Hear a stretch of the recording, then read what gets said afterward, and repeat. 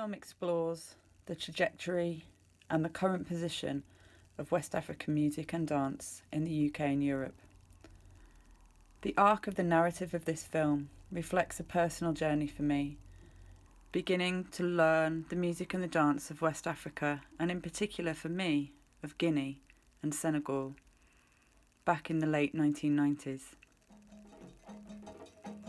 As this journey reaches its conclusion in 2018, we see that the state of drum and dance in the UK and Europe is as varied as the practitioners and the participants. Each of us takes our own journey with this. What I hope is that that journey extends, progresses, develops and continues into the future in the hands of the young people and the children who've begun to experience the joy, the complexity and the beauty of this form.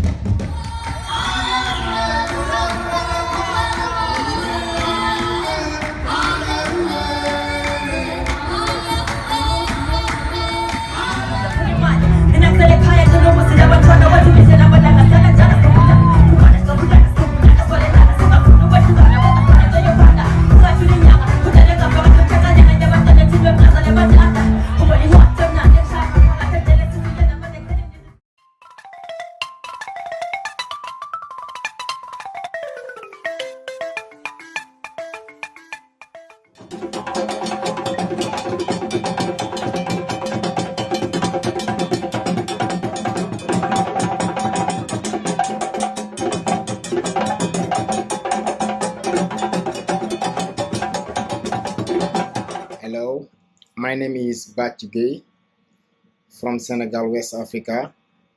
I'm a musician and dancer, and I play world music, and I am a dance teacher. I born in 1988. Hello, my name is Tanya. I was born in London and my family were born in the Caribbean. My name's Yahio Gamara Nono. Today I turned 27 years of age here in New York. Thank you very much. And I'm of Nigerian and Senegalese origin. So my name is Luca Laudani and I'm 37 years old. I'm basically Italian. That's it. I've been living in the UK for 3.5 years now. I'm Denise Rowe. I'm 43 years old. I come from the Midlands in England, and my ancestry goes back to Jamaica and the UK. Hi, I'm Sophie Schouwenaar, but people call me Sophie Sabbar. I am 36 and I'm from Amsterdam, Holland. Hello, my name is Rachel de Garang. I'm 59 years old. I come from South Sudan, of the Dinka tribe, a Nilotic tribe in deepest, darkest Africa. Hi, my name is Saskia. I'm 45.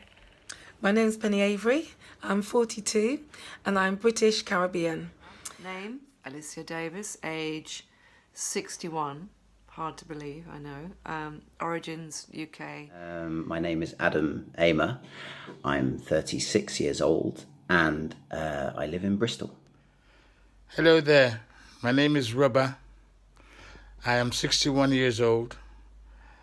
I'm officially known as Norman Stevenson, born in Jamaica, St. Mary, 1957. Enjoy.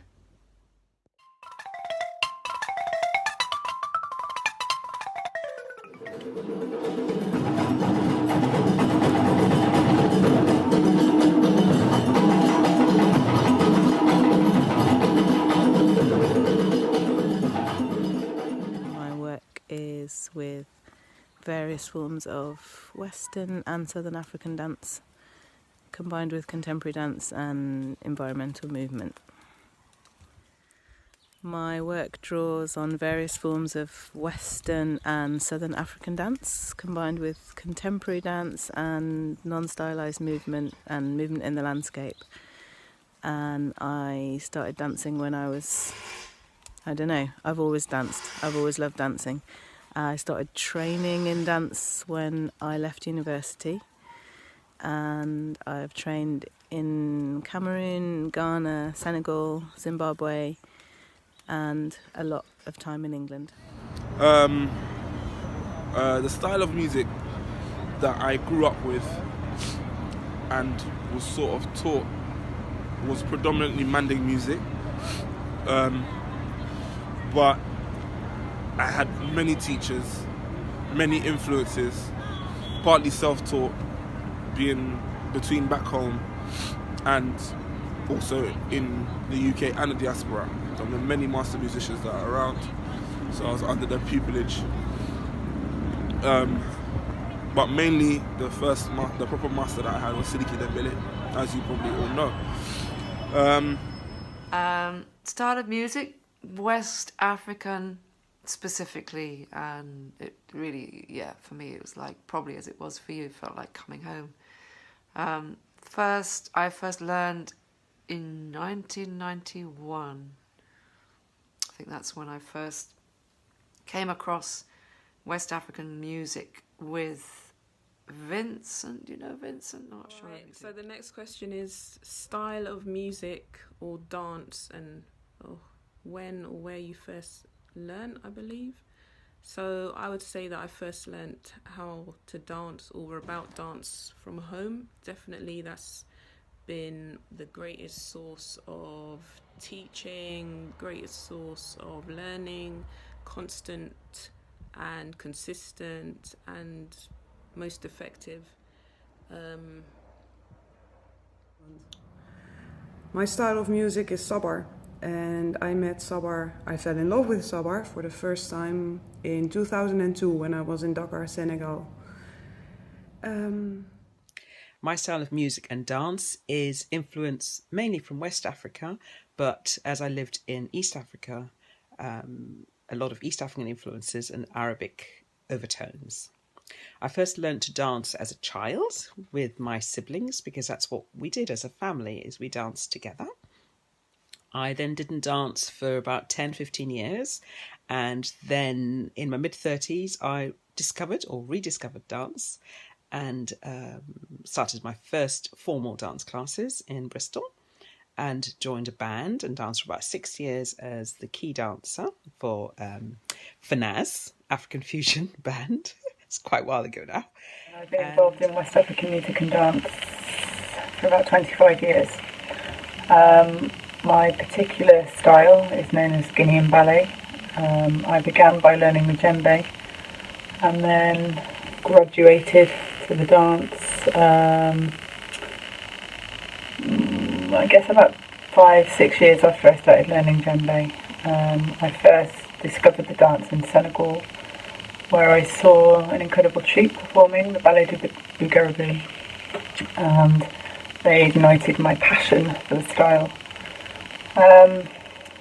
So my style of dance is African with a fusion of contemporary and street. And I first began to dance and had my first passion for dance in the mid-90s. It's when I first started going to festivals and attending dance workshops.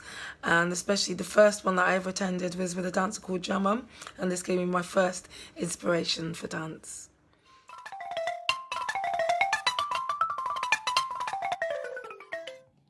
That's a good question. I would play every day if I could, but life gets in the way.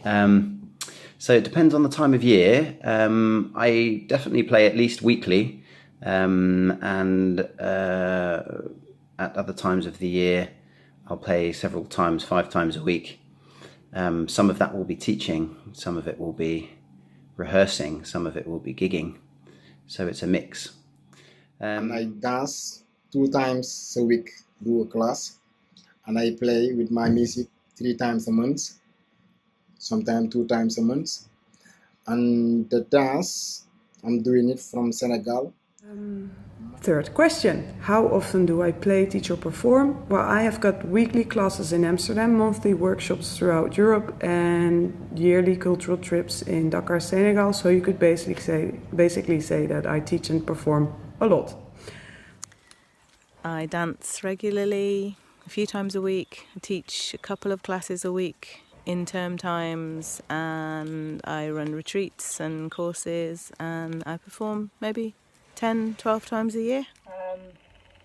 I teach very irregularly now, but for about 20 years I taught weekly,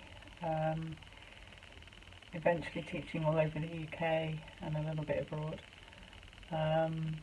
I suppose I considered myself a translator. I felt that I'd done enough to understand some of the essence and the heart of the tradition. And yes, how often do I play, teach or perform? I don't do that much at the minute. I've been dancing and teaching and performing for about 25 years. And for the last 2 or 3, I've not been teaching or performing that much. I do occasional workshops, maybe 3-4 times a year with a private school that I've been on contract with.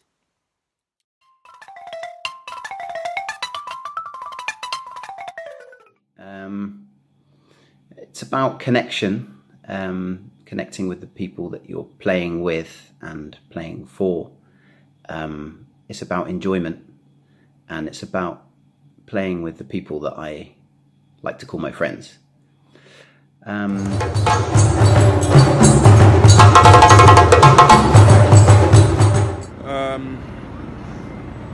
What is the most important thing about my art? The most important thing about my art would be its purity, its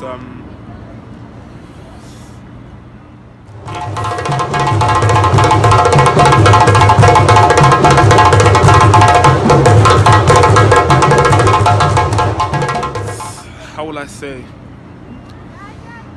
its dignity and the fact that it retains its kind of strength and that it's shared in a dignified and proper way without being watered down or kind of compromised.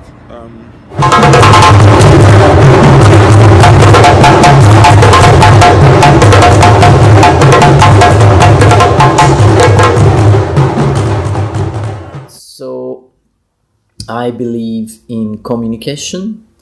So I think that this music is a fantastic way of communicating something, particularly probably the inner part of you.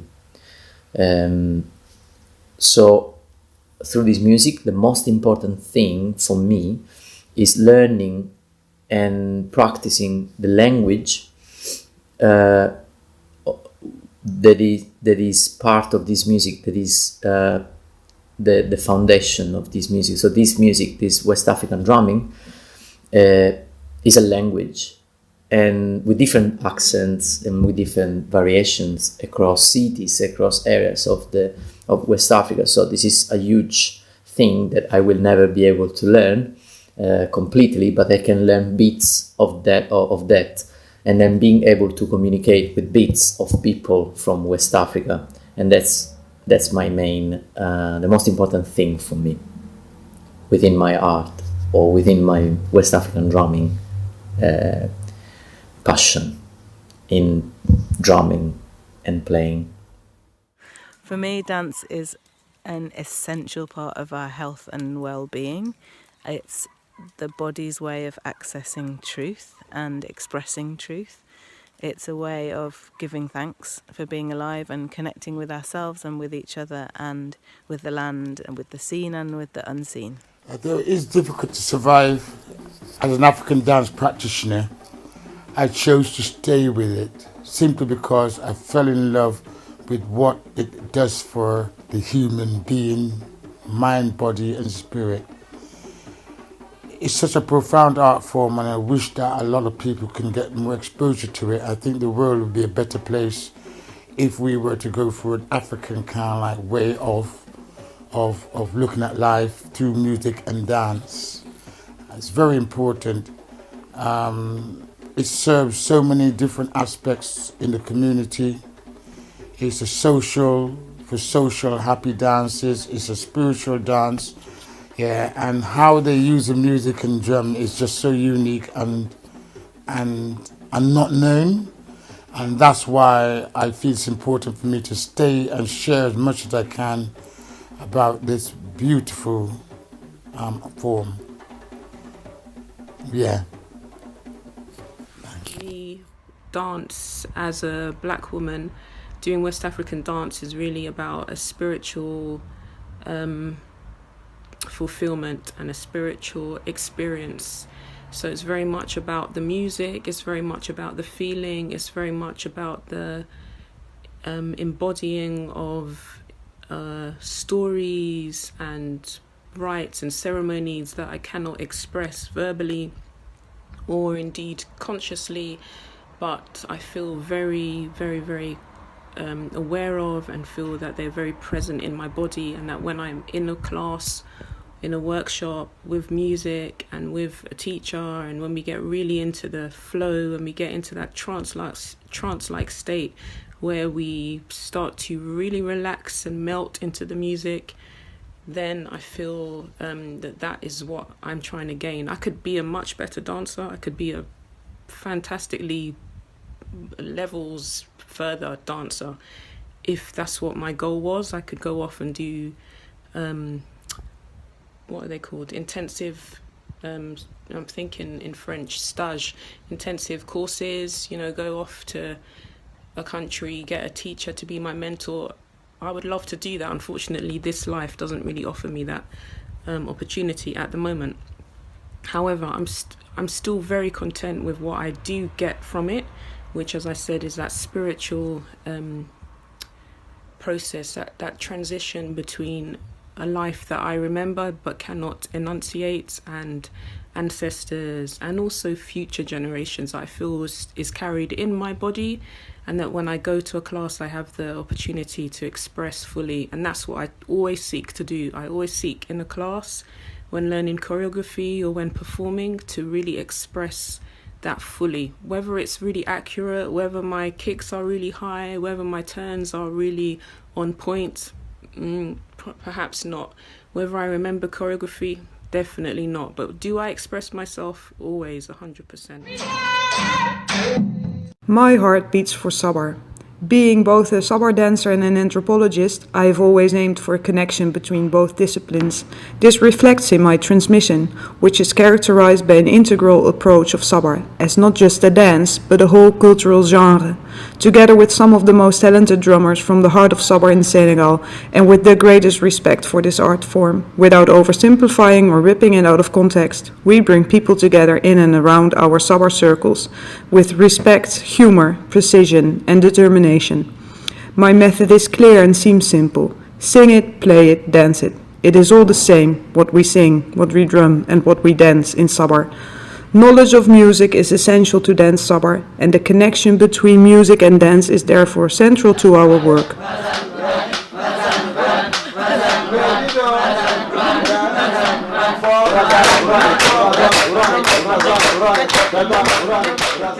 Our goal is to accompany each dancer with care and love towards his or her own dance expression in the Sabar circle. What's the most important thing to me about my art?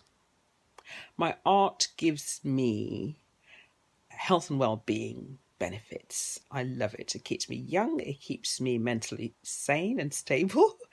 I love it because it's something that I can share with others. It's not something that I do by myself. I mean, I dance around the bedroom sometimes, but the sharing of my art is the most important thing. I love it beyond me doing it. I love programming dance, and I work for an organisation that gives me that opportunity to incorporate a lot of different dance styles in the work that I do. I've been on various panels to judge dance, and I'm part of a Dance Futures group to set up a network for Bristol. So yeah, it's important for me, my art, very important.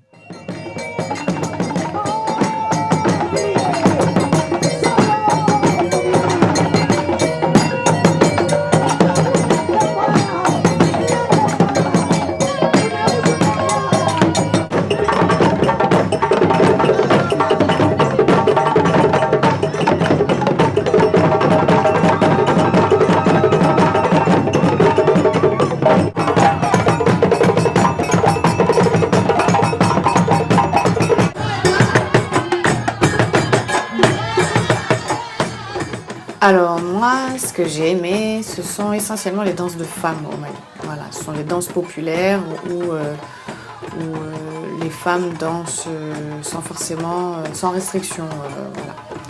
Elles dansent comme elles en ont envie pour le plaisir de la fête et le statut qu'elles ont dans la communauté. Donc voilà, moi ce sont ces danses-là qui m'ont plu parce qu'elles sont très démocratiques, que voilà, chacun peut venir danser selon son bon vouloir. Et du coup, c'est un moment assez particulier pour elles quand elles se connectent avec les musiciens. Voilà, parce que c'est un moment où elles sont vues en tant qu'individus, qu'elles sont reconnues, parfois admirées. Et c'est un moment sûrement pour elles où elles peuvent évacuer certaines pressions sociales. Voilà, ce que moi j'appelle des moments de catharsis.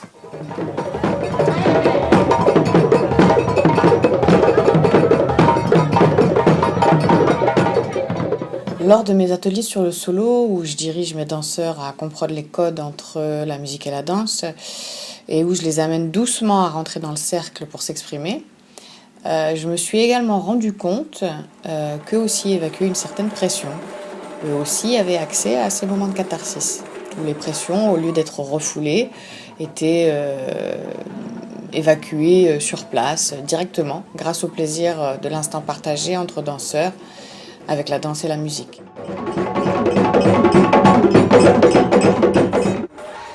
So the most important thing about my art is to bring joy to people through dance, to bring joy into their lives through dance. The most important thing about it for me was feeling a connection to something very ancient, very essential, very ordinary, and yet extraordinary.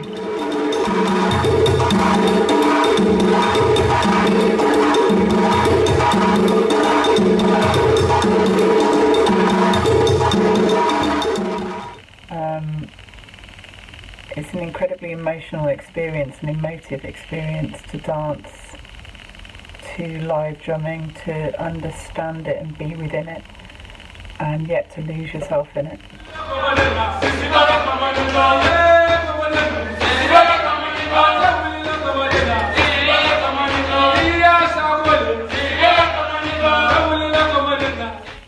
To know something well enough to feel confident that your body will respond in a way that will express both what you feel and the intention of the original music.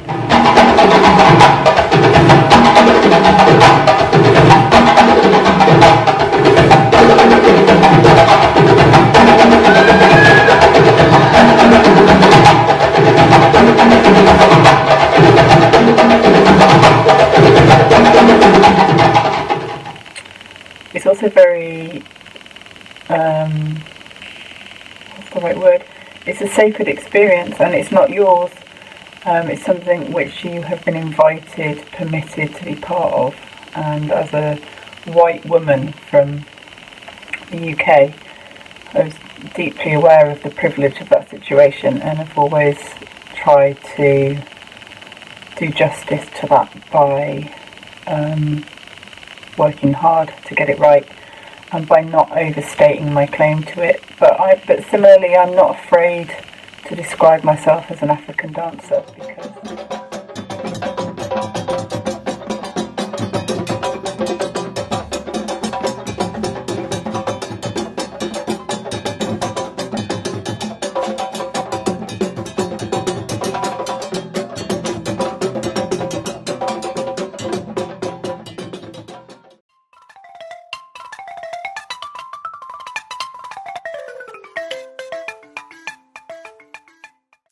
The hardest thing about doing this in the UK is also the most interesting thing about doing it in the UK is that this culture has largely forgotten how important music and dance is. So it's become a sort of hobby thing or something that only professional people who are really good can do. And actually, as far as I can see, it's part of the essential health of the individual and the community. So that's the challenge and that's the interest.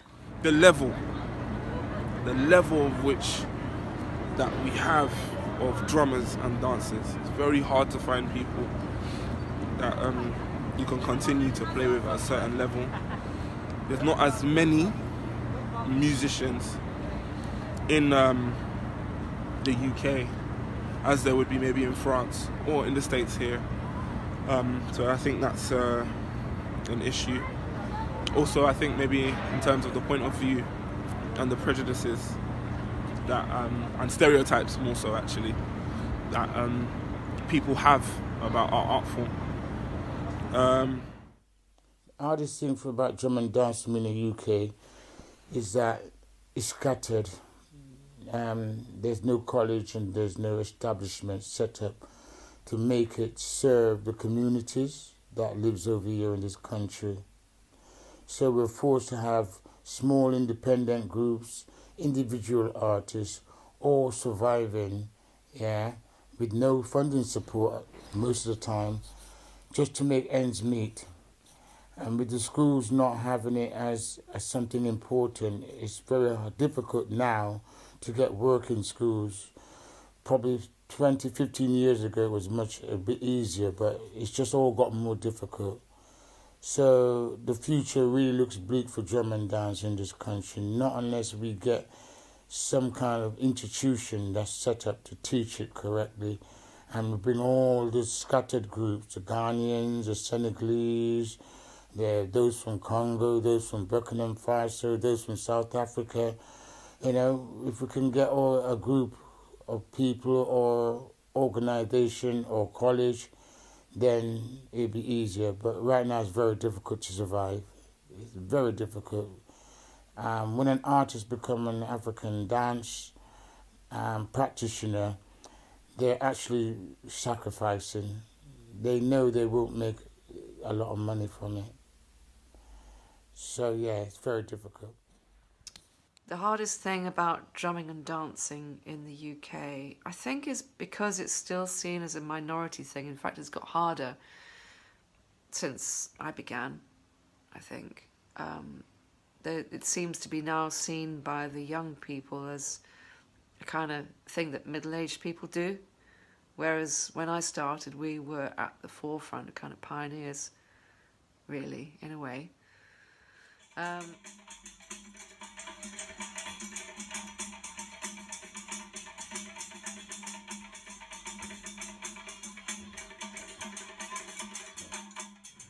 Fifth question. What is the hardest thing about dancing and drumming in the UK or in Europe? For me, it's the ever-changing summer landscape. It's in constant motion, with organizers and associations popping up and disappearing sometimes. What's furthermore complicating is that summer is very popular at the moment and it attracts a lot of people, which also unavoidably means that some people will just surf on the wave of popularity.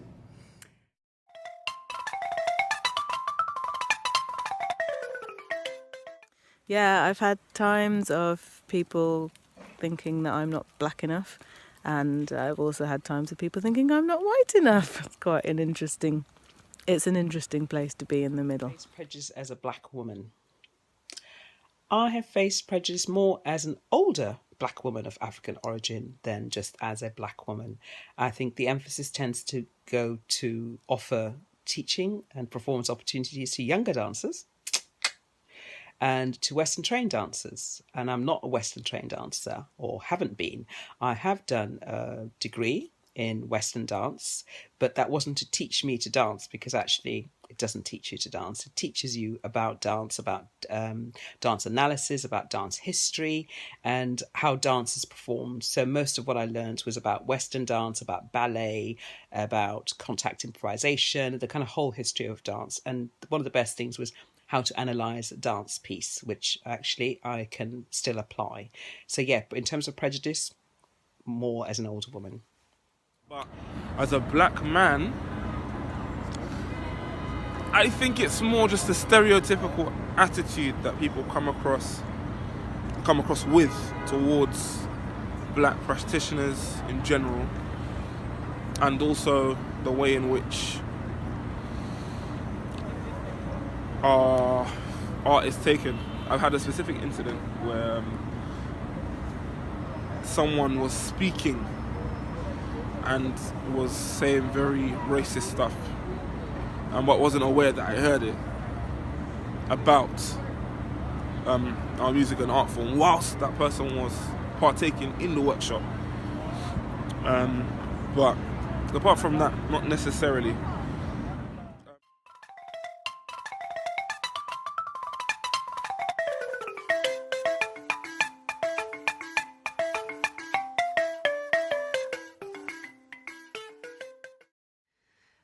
Yeah, lots of prejudice. Lots. Not so much as a white person, I think, but more to do with being female. You'll know about this, but more in the drumming scene, I think, than dancing, because there's always this thing, well, can you really do it? And they don't believe you until you do it. And then usually they are quiet about it, but there's a lot of testing goes on, a lot of lack of acceptance. Have I ever faced prejudice as a white woman? Every single time. But it's also getting better with time.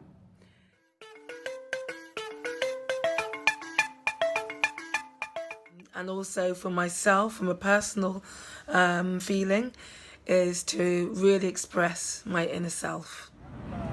My greatest ambition would just be to reignite the youth. I was born in the diaspora, so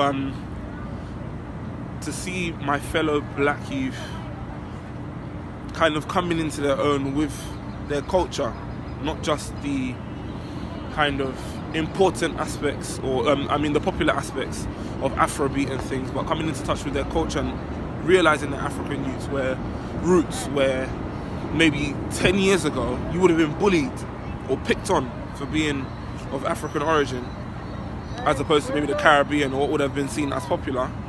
Now it's something that's a blessing and that nobody takes for granted. Would be amazing to have more young black children coming into the workshops and learning and trying to get in touch, as opposed to it being of a certain age group and a certain circle of people that are doing the things that they do. What's my greatest ambition, and what do I want to see for the future of African music and dance in the UK? I would love to see it on the mainstream curriculum of all major dance institutions, so that when you go and do a dance degree, there's a module, and some of it should be compulsory, to learn about the influence of African people's dance and African dance in modern dance. Believe it or not, it doesn't exist. It's getting better, and there are institutions that offer African dance, but one of the things that I notice is that there's less emphasis on the traditional dance, and everyone wants this kind of fusion dance, which is all lovely, it's all great, but I think it's also important that people teach the history of dance. So when they teach hip-hop, for example, or street dance or break dance, they break it down and explain the origins of these dance styles. I've gone into schools to teach African dance, and the kids have said, oh no, we don't want to do that. And it's like, well, why? Well, we want to do hip hop. So I'll show them a few moves and they'll be like, oh yeah, oh God, yeah, that is hip hop. So yes, I think seeing it on the mainstream curriculum but taught properly. And I think one of my greatest ambitions would be to ensure that all teachers that dance and teach the style, less dance but more teach the style, actually understand the origins of the form before they start putting it out there. My greatest ambition. Well, my dreams are coming true every step of the way in this wonderful, crazy Sabar universe. My first dream was to shake hands with Senegal's best dancer at the time. And then I dreamt of dancing in a Senegalese video clip. And then at some point I started dreaming about dancing on stage with Youssou N'Dour. And then I dreamt of being invited throughout Europe. And all of these dreams have come true, so I'm a very, very lucky girl. My biggest ambition at this point is just to continue doing what I do right now, which is transmitting Sabar around the globe and developing my ideas and projects while I'm doing that. My ambition is to be part of the great remembering of the truth of who we are, and that dance and music is part of that. It's a route into that, and it's a celebration of that, and that can become back in the heart of people's lives. So for me, this thing of dance being right at the heart is something that I've really learned and discovered and explored, especially in Zimbabwe. And it's like the vitality that is brought to the individual and the community when dance and music are in the heart of the life. And the artistry is all there, but it doesn't have to be on a stage.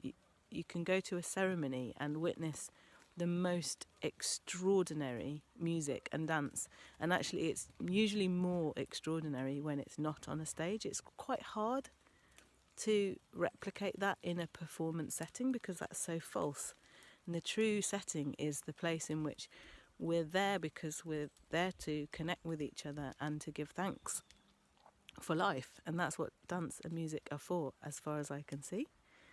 They're to give thanks for life.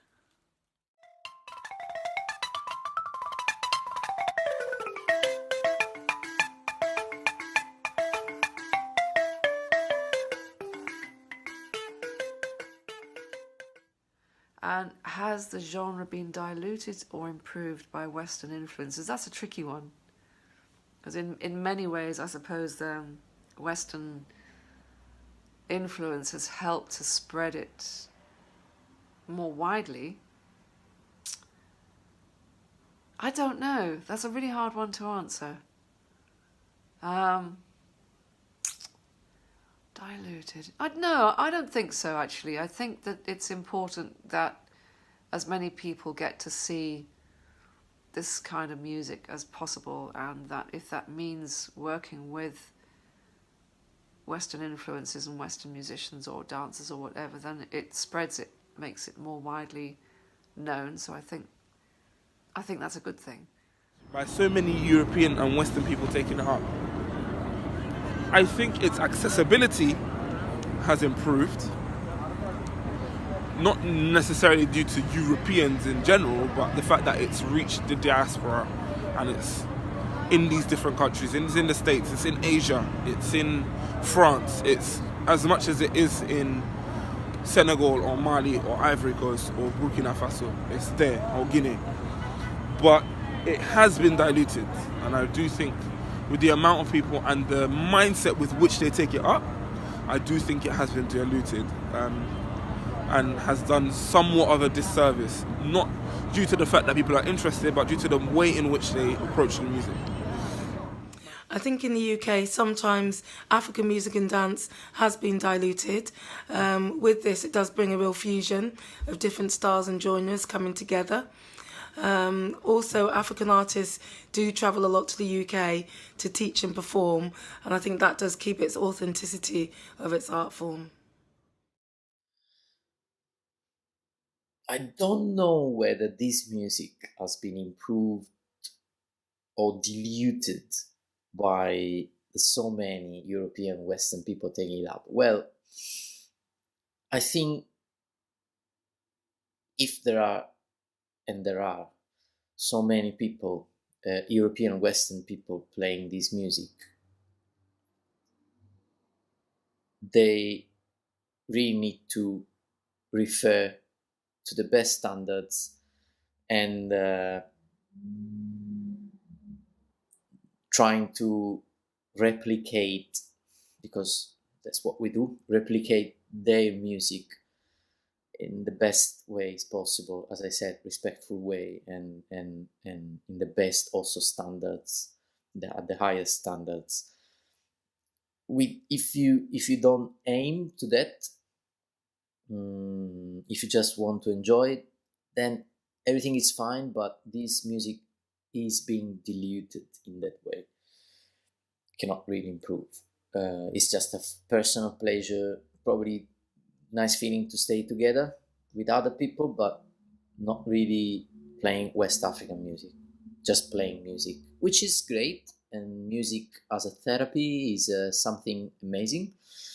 But if you really want to play West African music, then you need to do a different approach. You have to work hard. Eventually you will enjoy as well.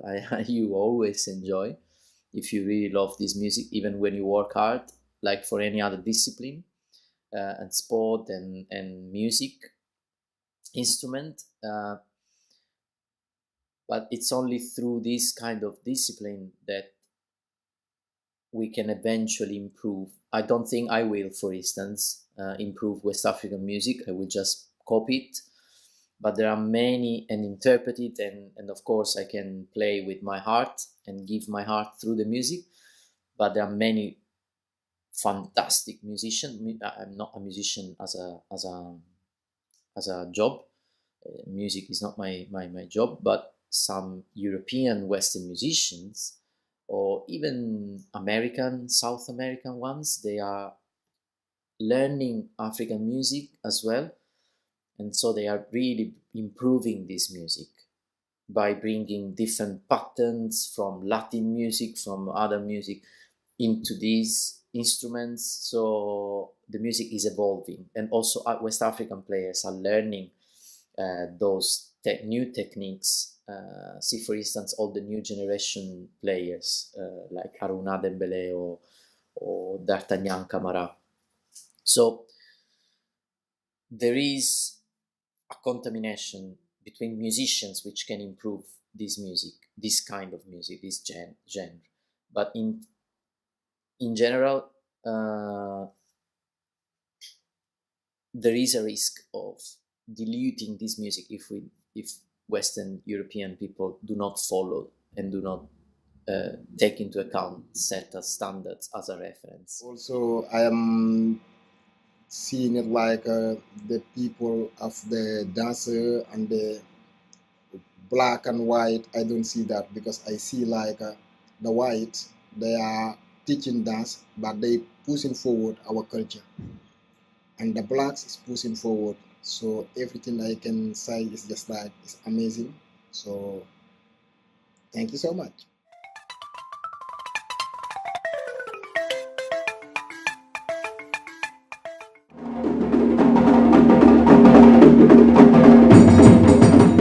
La plupart de mes danseurs connaissent les essentiels et ils s'amusent profondément avec eux.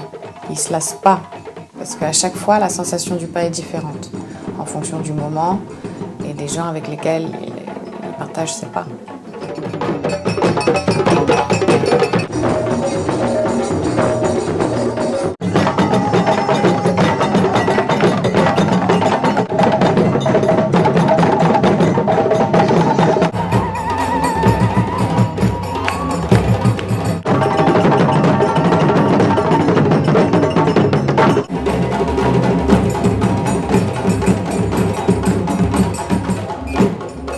Sentir sa danse, ça peut prendre du temps. Voilà, c'est un long processus d'apprentissage et c'est parfois rébarbatif pour certains danseurs. Mais pour moi, une des valeurs intrinsèques de ces danses, c'est justement la notion de laisser mijoter. Voilà. Tout prend goût lorsqu'on laisse mijoter une bonne sauce. Voilà. Et c'est souvent comme ça qu'on cuisine en Afrique d'ailleurs. Voilà, la patience est une clé pour tout apprentissage et c'est important de le comprendre. Ça permet de s'améliorer techniquement mais aussi humainement. l'Afrique a beaucoup de choses à nous apporter, à apporter à l'Occident. Et les valeurs véhiculées par la danse en font partie.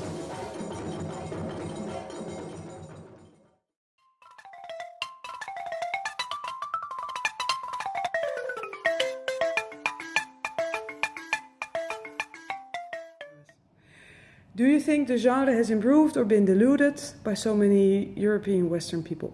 Well, this for me is a complicated question. First of all, I can only speak for Sabar, and from what I've seen, Sabar is mainly in Senegalese hands because it's quite inaccessible from what I hear. And then to answer your question, I'm quite sure there's some gradation between either improvement or delusion. And for me, the question is difficult because it more or less implies that European involvement either dilutes or improves African art forms, and I don't necessarily believe in being African or European. I believe that you will find your place in the arts if you take the right path and learn. You have to learn it well and learn it properly, and that's a whole other discussion. So maybe next time. My mom is my hero because she's the dancer and the singer. So everything I learn from her, and not the traditional and everything. So everything I'm doing, I'm looking at her. And also I am seeing it like the people of the dancer and the black and white. I don't see that because I see like the white, they are teaching dance, but they pushing forward our culture. My musical or dancing hero. Firstly, I would like to thank all the teachers who have put up with me in class. All of them, whether they've been from West Africa, other parts of Africa, Caribbean, London, America, whether they're European or non-European. If I've taken your class and I've learned something from you, then I really like to thank you for that, and definitely for the people who've left their homes, left their families, left a life that was comfortable and was familiar with friends, and just easier to be in, to come here and to deal with life here, and to give classes on a regular basis, and to teach and to push and to correct. And I want to thank you, so it's particularly Ida, who's been my teacher for a number of years. As for like my musical hero or dancing hero, I think, like I said, all those teachers, Nee, Abraham, Ida, Irinau, the people at Centre Montboy, where I first just got thrown into dance and completely loved it and completely swept away. They're all my heroes, and all the people on YouTube who I watch, they're all my heroes. As for my one kind of like muse, my one hero, I don't think I've met that person yet, but I think that I feel that person inside. I hear that person when I'm dancing. I hear that person's encouragement. I hear that person's praise. I hear that person's corrections. Have I seen that person? I don't know. Maybe it's the amalgamation of all of those people that I've named. Also Jen, also Batch.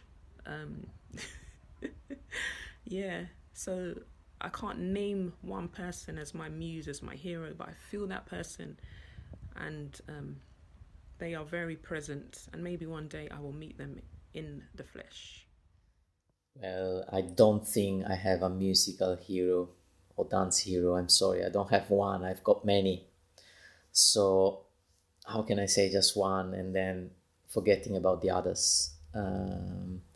So let's do like this, okay? So far, I love anyone who respect this music, who has learned this music in a proper way and train hard to maintain that level, to get better daily, on a daily basis. Never sit on his skills and say, okay, I'm there now, I'm fine. No, the best musicians I've met, they always keep learning they always keep improving. So as soon as I can see that, I can see a model and a hero and a reference. So there are really many people. Of course, there are some people which I get on really well, and we are friends, and they are in Italy, they are in the UK, they are everywhere.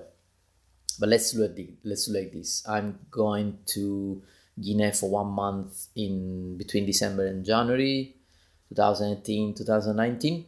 And if I've got €1, then I will let you know. My musical hero is still Sidiki Dambele. Always has been. He's my proper master. And not just music, but professionally and different many aspects. Is a hero of mine. And a dancing hero is a guy called Banjugu Koulibaly. He's a Malian dancer, but his style is unbelievable. And he's just fluent. He has an elegance that you rarely see, and a clarity of movement that is hard to come by nowadays. So yeah, thank you very much. I hope I've been clear. I'm standing in the cold. It is 1 degree and it's freezing, but I hope that I've answered the questions to the best of my ability. And yeah, good luck. Finally, who is my musical hero? Well, that, of course, is Youssou N'Dour. I have 3 dancing heroes: Norman Stevenson, aka Robber, Saskia Watkin, and Nitego. All 3 are amazingly talented and dedicated to their art form, and have been an absolute inspiration to me over the years. Well, an obvious one would be Mamadi Keita, because of all he has done in terms of bringing the djembe and Malinke music, or music of the Mande, to a wider Western audience. And obviously Famadou Kanate would be another big name on that front. Fode Seydou Bangura, just for the album Fakali, which is the most amazing album ever. And then to extend that, I think people that I admire greatly, specifically on the teaching front, as well as being good artists and performers in their own right, would have to be, and I'm talking UK based here as well. You've got Iya Sako, Sekou Keita, Sidiki Dembele, Hans Sutton, and Saskia Watkin. All people that I feel have done a lot for passing on knowledge of music and dance in this country, and have put a lot of energy and time and dedication into that. So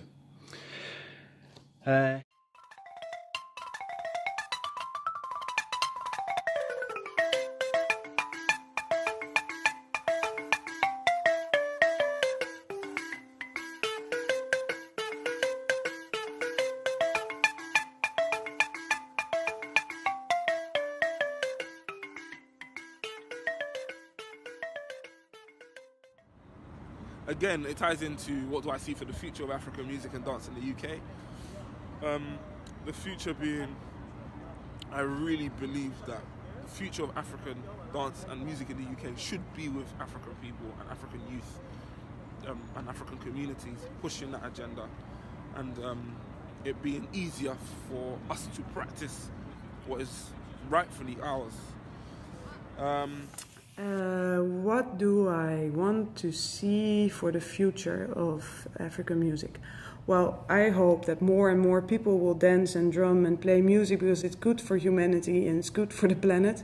I hope more and more people will get involved also to keep the arts alive, because my aim is to keep arts alive by rewarding my artists, organizing summer workshops everywhere, and collaborating with these fabulous libraries. In fact, they are libraries. They have got so much knowledge.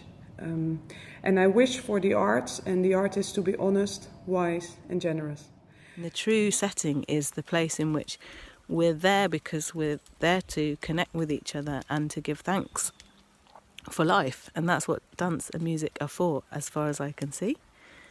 They're to give thanks for life. Thank you for deciding to watch my film. This is a thing that I've been passionate about most of my adult life, West African music. This film is my humble attempt to capture somewhat of the current feeling, the current scene, the vibe, the state of the nation, the dispersion in the diaspora, the meaning, the past, the future, the everything that is West African music and dance. It's not a one-size-fits-all, nor is it an all-encompassing piece, but it is a statement about where we are right now and some of the hopes for the future and some reflections on where we've come from. Everyone that's been involved has given their time and their opinion and their photographs and their films, and I thank you all for supporting me to make this project come to life. My thanks go to the Arts Council for funding the project, and I hope you enjoy.